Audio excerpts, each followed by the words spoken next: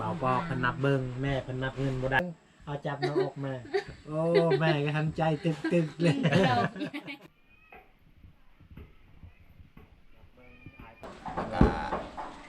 ขอบอกขอบใจเนาะที่ให้เงินอยู่นี่จักมันเฮีย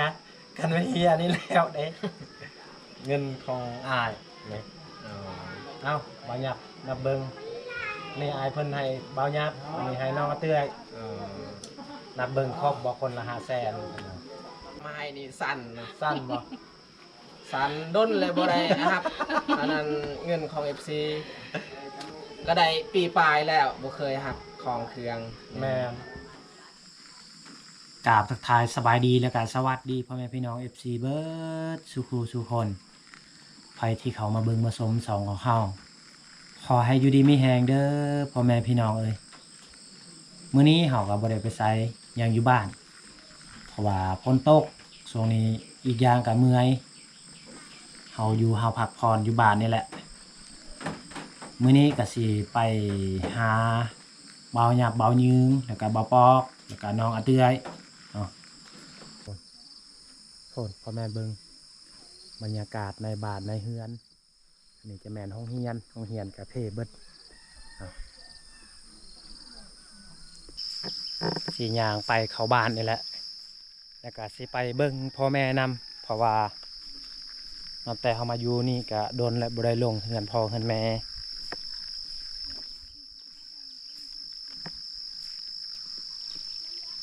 คนพ่อแม่เบิ่งดินพาอากาศอยู่ในหมู่บ้าน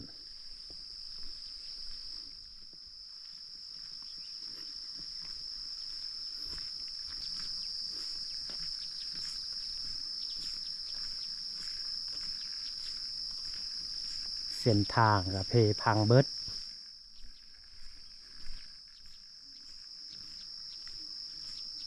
เส้นทางนี้คันเขาเจ้าบ่มาแปลงเดือน10หรือว่าเดือน11รถใหญ่รถจักรก็ไปบ่ได้แล้วอันนี้อยู่ใกล้บ้านทำเจือนซ้ำนี้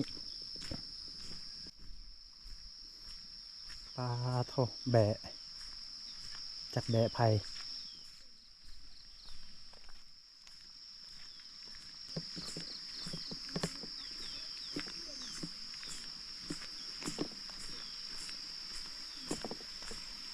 ตอนเฮือนเขาอยู่ไปหาเฮือนเบาหยับเบายืนก็ใกล้ประมาณ300 เมตรนี่แหละโอ้บ่อนี้ก็มีน้ำช่วงเดือน3 เดือน4บ่มีน้ำบ่อนี้พ่อแม่เบิ่งห้านผู้โตเฮาเคยมานอนให้ของเฮาติดผู้ตัวนั้นโพนตัวมีไฮนั่นแหละเฮากับน้องบัวพาเคยมานอนไฮของเฮา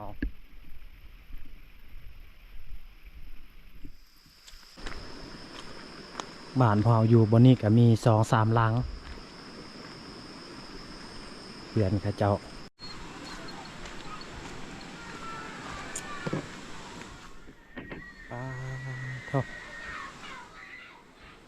เส้นทางลงบ้านเอารถจักรไปบ่ได้แล้วอันนี้ศาลากวนของบ้านเต็มแต่ตัวแบะอยู่ในศาลากวน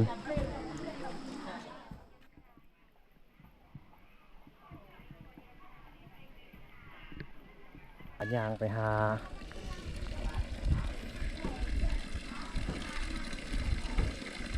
สิไปหาบ่าวปอกกับแม่หรือว่าเขาอยู่เฮือนบอนี่แหละเฮือนพ่อแม่ของเฮา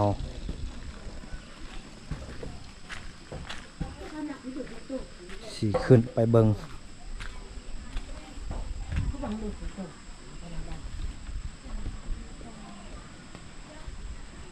โอ้แม่กับบ่าวปอกก็ยังอยู่สบายดีบ่าวปอกโอ้กินข้าวแล้วบ่แม่กินแล้วกินแล้ว กินข้าวกับย่าง หน่อไม้ อาหารหน่อไม้ ดองมื้อนี้บ่ได้ไปใส่บ่บ่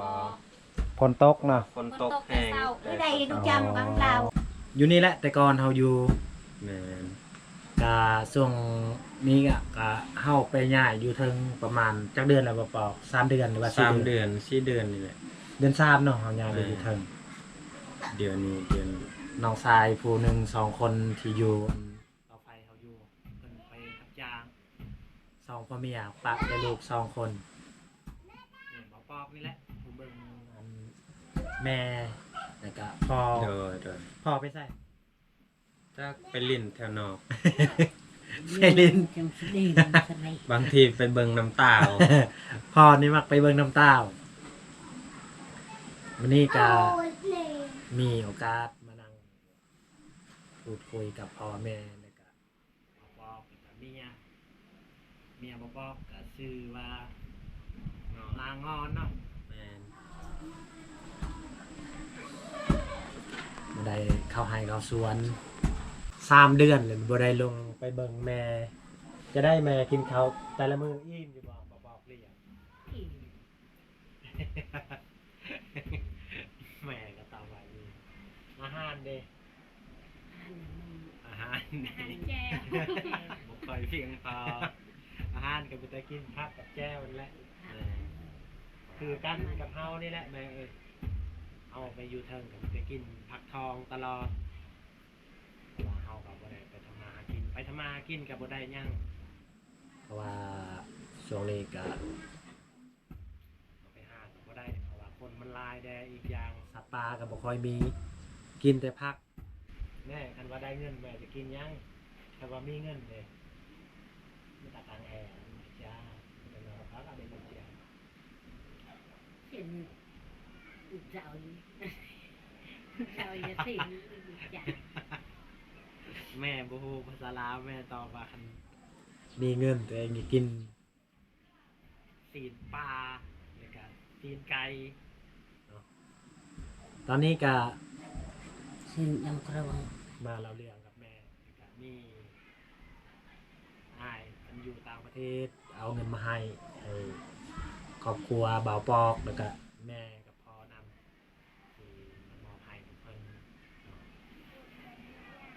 ที่เอาให้นี่แหละมีอ้ายเพิ่นสะพาย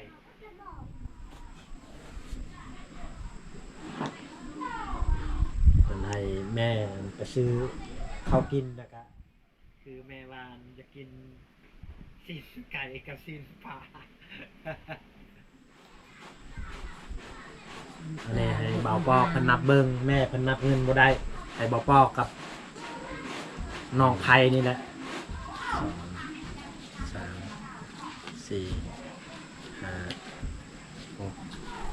7 8 นับแห้งๆจะหน่อย FC บ่ได้ โอ้ล้านหนึง ครบเลยเนาะเบาๆ คร เนาะ บครบ เพราะว่าอายเพิ่นก็เพิ่นส่งมาให้ทาง ให้แม่จับ ให้แม่จับก็ได้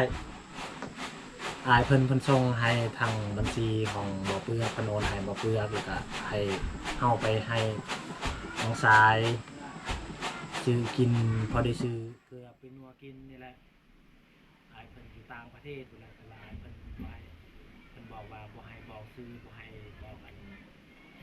ที่อยู่ในยอดข้ามแม่แล้วก็น้องไผ่แล้วก็บ่าวบอกได้เงินจากอายเพิ่นน้องแล้ว3คนแล้วก็แม่รู้สึกแบบใดแล้วก็มีหยังอยากฝากให้อายแน่ ก็รู้สึกดีอกดีใจ ที่ว่ามีคนนำจิตนำใจ ดีหรือว่าสวยงามที่เห็นใจครอบครัวพวกเฮาที่ทุกข์ยาก โดย แล้วก็อยากขอให้อายุดีมีแฮง โดย สุขภาพให้เจริญขึ้น หรือว่าให้ร่ำรวยอีกต่อไป โดย แล้วก็หลังจากนั้นก็อยากให้แม่กับเมียอวยพรให้ แล้วก็แม่ได้รู้สึกแบบใดได้เงินของอ้ายผู้ใหญ่ใจบุญใจดีอยู่ต่างประเทศเพิ่นฝากมาให้ เราจำได้ไม่สุด รู้สึกดีใจอะไร ดีใจ แม่กับน้องไผ่เพิ่นว่าก็เพราะ ดี ว่า ใจ เฮา แห้งเพราะว่าเฮาครั้งแรกที่ได้รับเงินที่ว่าผู้ใหญ่ใจบุญ โดย ช่วยให้ทางครอบครัวพวกเฮา ตื่นเต้นเนาะ แบบ แม่เบิ่งเอาจับหน้าอกแม่โอ้แม่ก็ทันใจตึกๆเลย เรา ต่างกับบ่ปอกคือกัน แต่ช่วงนี้บ่ปอกกันยังบ่ทันได้เงินเดือน YouTube แม่นเพราะว่ายังรอถาพิน ดอกดกับทานแน่เนาะ กดผ่านแล้ว บ่ทันรายได้ยังบ่ทันได้รายได้ แม่นคันว่าพินเฮาบ่ได้เฮาก็บ่สามารถได้เงินคือกันก็นี่ก็ยังต้องทาซ้ำซาสี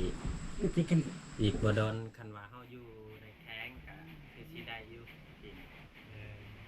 ก็เงินที่อายให้นี่ก็มียังบ่ปอกอยากใช้ก็ซื้อใช้นํกัน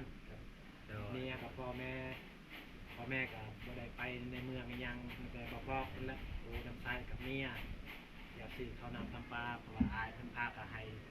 ชื่อน้ำปูน้ำปลานี่แหละกินซื้อเกลือไปนัวอายบอกโอ้ภาษาลาวกังเทหรือติดทะเลจ้า แม่ซื้อข้าวกินได้มานี่ได้เงิน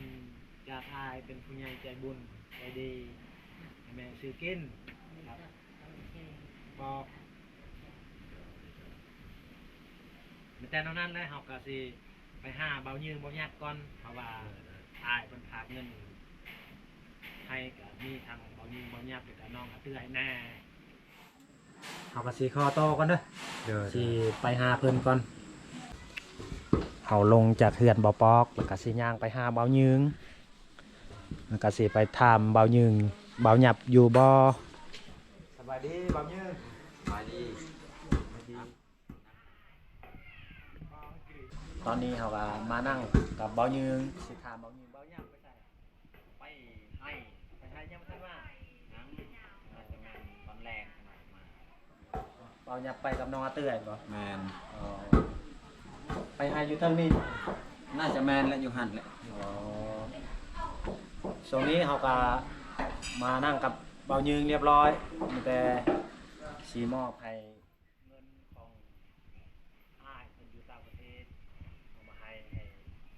ทางบ่เปื้อประกาศบ่เปื้อสีเอามาให้เบายืงก่อน ยัดใส่ทองยัดบอดีหนึ่งยันเงินตัวนี้ที่ยันนี่แล้วแล้วบางยังบ่ได้ซื้อกินเป็นโนมาเลยเอาอยู่นับเบิ้งอายเพิ่นกำพาให้เบายืง500,000ให้เบายืงนับเบิ้งครบก่อน 1 2 3 4 5ครบแล้ว ครบว่า แสน 500,000กีและอยากข้ามน้องเบายืงไม่ยากอยากพากให้อ้ายเพิ่นอยู่ต่างประเทศนี่แหละเพิ่นโอนเงินมาให้ จังไรกับเบายืงกับรู้สึกกับดีใจแล้วก็ขอบอกขอบใจเนาะที่อายเพิ่นมีน้ำใจช่วยให้ครอบครัวเบายืงเนาะถือว่าเงินอันนี้ก็ช่วยทั้งมาเปลือกก็มาให้เบายืงเนาะแล้วก็เบายืงก็สิเอาเงินจำนวนนี้แหละไปซื้ออุปกรณ์ในเรือนในบ้านเนาะพวกเกลือเป็นนวลเลยแหละสิ่งที่จำเป็นอยู่ในครอบครัวเราเนี่ยเอาเงินจำนวนนี้แหละไปซื้อเกลือเป็นนวลเพื่อที่ได้ปรุงแต่งไว้กินในยังต่างๆภายใน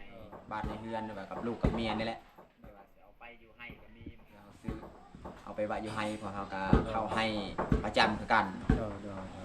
แล้วก็สุดท้ายนี้เบายึงก็อยากขออวยพรให้อายคนนี้เนาะจงมีสุขภาพแข็งๆเนาะขอให้ได้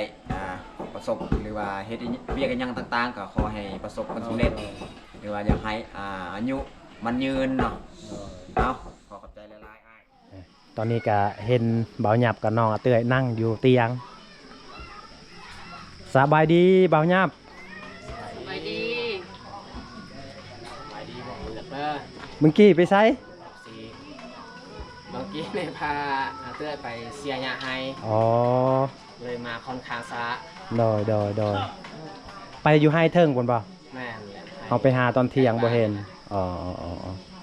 ไปเฮ็ดคลิปหรือว่าไปเสียหญ้า แล้วถึงเฮ็ดคลิปก็เสียหญ้าพร้อมเลย อ๋อเมื่อกี้ตอนอยู่ให้คนบ่ตกบ่ ตกคือกัน ตกแห้งเนาะ ก็บ่แห้งปานใดแต่ว่าตกตลอด เสื้อก็ยัง ยังบ่ทันได้เปลี่ยน บ่ทันได้เปลี่ยนซะทรงนี่ยังเปียกๆอยู่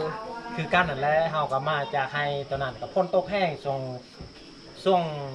6 โมงเช้าตกแห้งอีหลี บ่เปลือกนอนเมื่อคืนนี้ แม่นเฮานอนอยู่ให้เฮาก็กำลังมาเพราะว่าเฮามากะมีทางผู้ใหญ่ใจบุญใจดีเพิ่นอันโอนเงินมาให้เบาเปลือกแล้วก็เพิ่นบอกให้ไปให้น้องอาเตื้อยแล้วก็เบายับพอได้อายเพิ่นบอกพอได้ซื้อน้ำปูน้ำปลาพอได้เติมเน็ตเนาะนี่ก็เฮาก็สิมาให้เงินอยู่นี่จักมันเฮียกันมันเฮียนี่แล้วเด้ เงินของอายนี่เอ้าเบายับนับเบิ่ง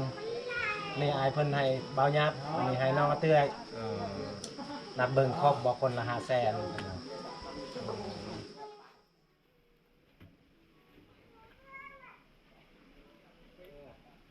จับอันนั้น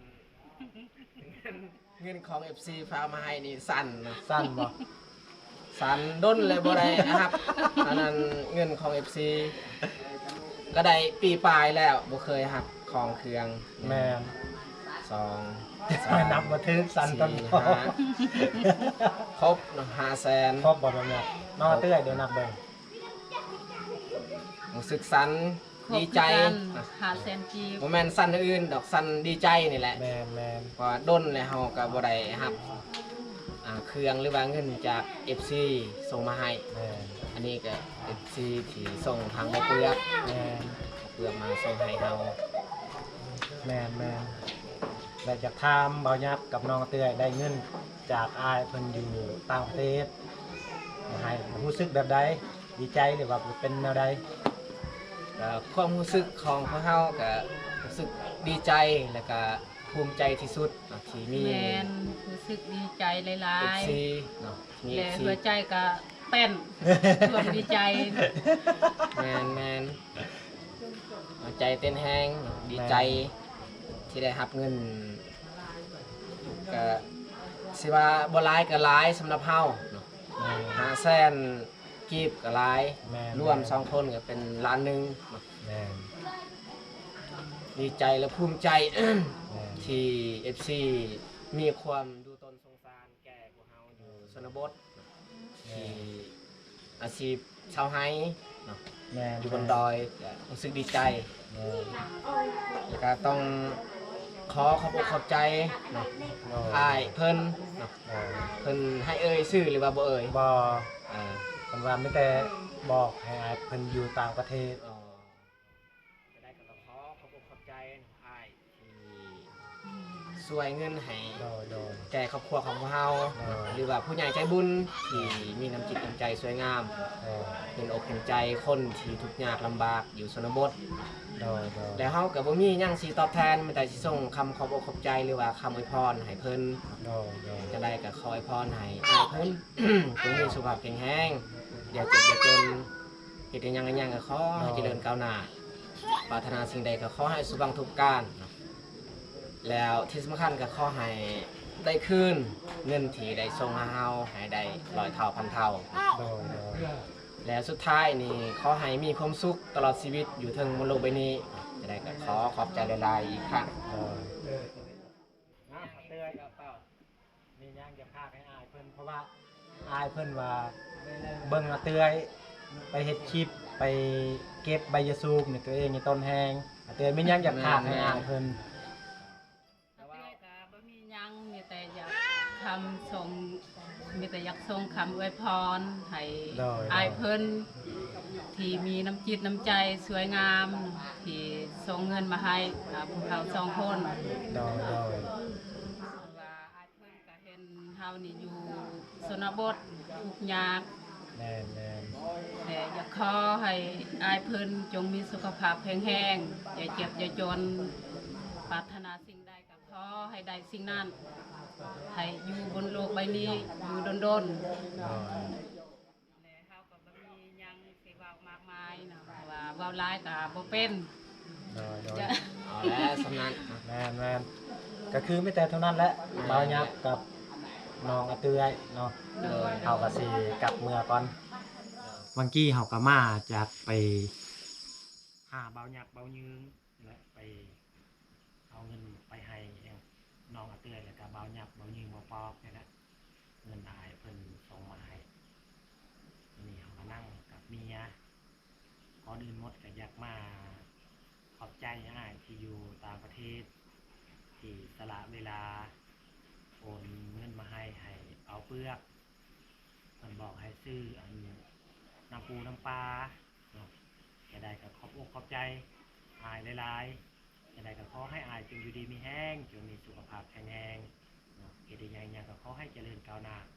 ปรารถนาสิ่งใดก็ขอให้สมหวังทุกประการเนาะสำคัญที่สุดก็ขอให้อายอยู่ในบนโลกนี้ก็ให้อยู่ด้นๆอย่าเจ็บอย่าจนเนาะและก็เงินที่อายส่งมาให้ทั้งนี้ก็ขอให้อายได้คืน100 เท่าพันเท่าเนาะสาธุ